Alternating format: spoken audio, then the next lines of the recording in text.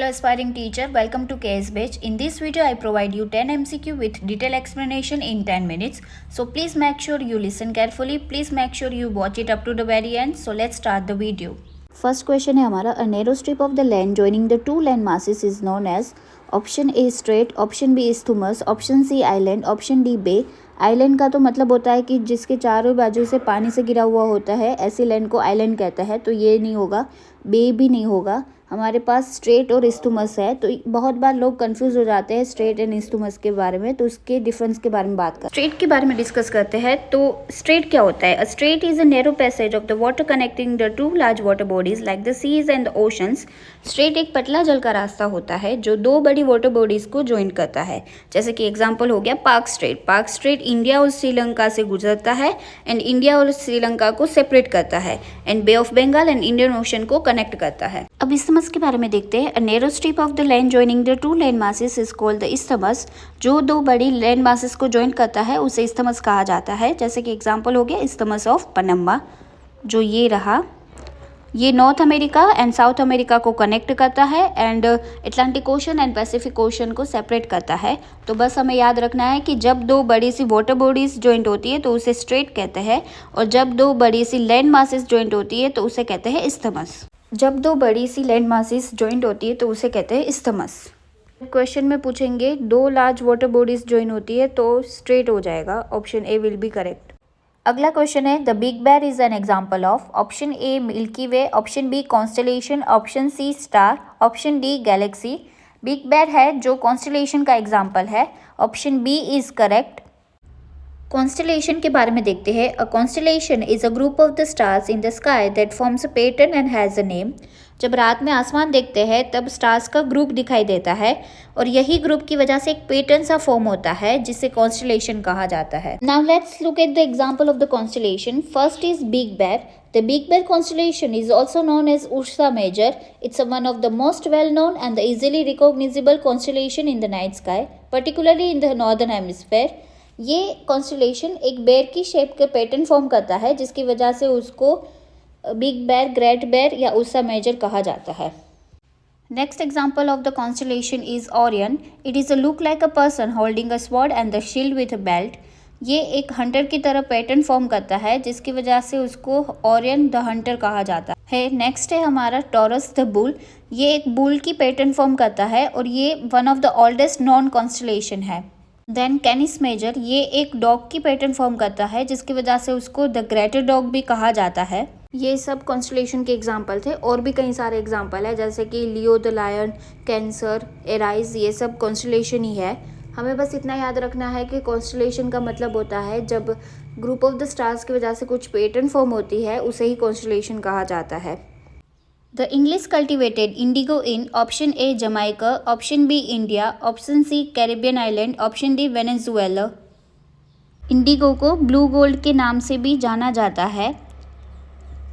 The French began the cultivated indigo in Caribbean island, Portuguese in Brazil, British in Jamaica and India, and Spanish in Venezuela.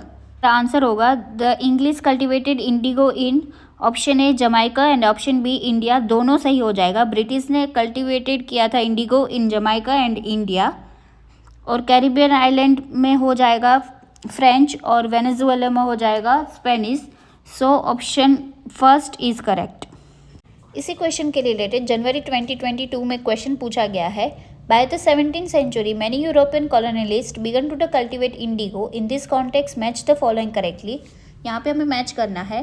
तो just अभी हमने देखा कि French ने Indigo को cultivate करना start किया था in Caribbean island, Portuguese in Brazil, English in Jamaica and Spanish in Venezuela. Move on to next question. In 2006, the form of government in Nepal changed from monarchy to option A oligarchy, option B autocracy, option C tyranny, option D democracy. सबसे पहले तो देखते हैं कि autocracy, oligarchy, tyranny और democracy होता क्या है। तो let's first discuss the autocracy. Autocracy is the form of the government in which the all the supreme powers lies in the hand of the one person और polity.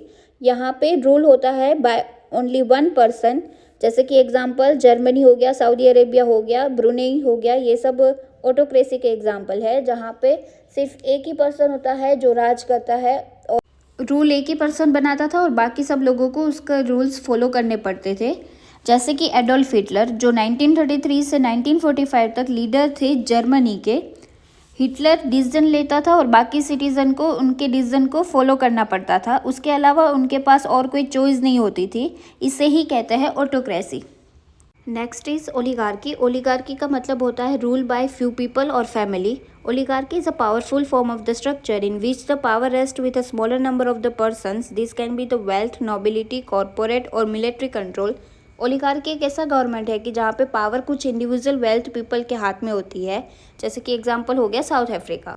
Next is tyranny. A tyranny is a cruel, harsh and unfair government in which the person or the small group of the people have the power over the everyone else. tyranny का मतलब हिंदी में होता है अत्याचारी। Tyranny एक ऐसी government होती है कि जहाँ पे लीडर बहुत ज़्यादा हार्श, क्रूल, अनफेयर और ऑपरेसिव होता है। Next is democracy. Democracy is a form of government in which citizen exercise their power to elect the representative among themselves and form the government body. Democracy एक ऐसी सरकार है कि जहाँ पे लोग वोटिंग के थ्रू अपना लीडर चूज करते हैं। In democracy people choose the leader by voting. Democracy is a government of the people, for the people and by the people. हमने oligarchy, autocracy, tyranny and democracy के बारे में देख लिया। अब मोनार्की के बारे में देखते हैं। तो monarchy is a system in the which the country is ruled by the one person known as a monarch, जैसे कि किंग एंड क्वींस। 2006 से पहले नेपाल में किंग हुआ करते थे। In 2006 Nepal put the king's power to an end and adopted the democracy. So Nepal change from monarchy to democracy. Option D will be correct answer. Next question में हमें मैचिंग करना है। तो स्तूपा मतलब हो जाएगा माउंट, मंडप हो जाएगा हॉल और शिखर हो जाएगा टावर। तो ऑप्शन ए के साथ 2 है, तो A2 यहाँ पे 2 ऑप्शन गिवन है, तो C एंड D नहीं होगा हमारा आंसर। ऑप्शन A B में से होगा। तो आगे देखते हैं, B हो जाएगा 3, तो B3 हमारे पास एक ही है, तो option A will be correct answer. Next question है हमारा, transhumance refers to. Option A urban to rural migration of the labour force during the harvesting period. Option B seasonal movement of people for their livelihood. Option C seasonal movement of people with their livestock in the search of the new pastures. Option D hamper the government of functioning. Transhumance is a type of the pastoralism or the nomadism, a seasonal movement of the livestock between the fixed summer and the winter pastures. Transhumance is a seasonal movement of the people. जो लोग live stock के साथ नए pasture की तलाश में निकलते हैं according to the change in the season, उन्हें ही ट्रांसह्यूमेंस कहते हैं। ट्रांसह्यूमेंस माइग्रेट करते हैं एनिमल के साथ according to the season. So answer of the question transhumance refers to is option C will be correct answer, seasonal movement of the people with their livestock in the search of the new pastures. Next question है हमारा, the Parliament of the India does not include option A President, option B लोक सभा, option C राज्य सभा, option D Vidhan Parishad. Parliament में president and 2 houses आ जाते हैं जो राज्यसभा एंड लोकसभा के नाम से जाने जाते हैं, और दोनों हाउसेस में मीटिंग होती है एवरी 6 मंथ में। सो प्रेसिडेंट भी आ जाएगा, लोकसभा भी आ जाएगा और राज्यसभा भी आ जाएगा पार्लियामेंट में। विधान परिषद नहीं होता है। हमें क्वेश्चन में पूछा है कि पार्लियामेंट में क्या इंक्लूड नहीं होता, तो ऑप्शन डी हमारा करेक्ट आंसर हो जाएगा, विधान परिषद। नेक्स्ट क्वेश्चन है हमारा, when the prime meridian of the Greenwich has the sun at the highest point in the sky, all the places along this meridian and will have. Option A sunrise, option B sunset, option C midday, option D midnight.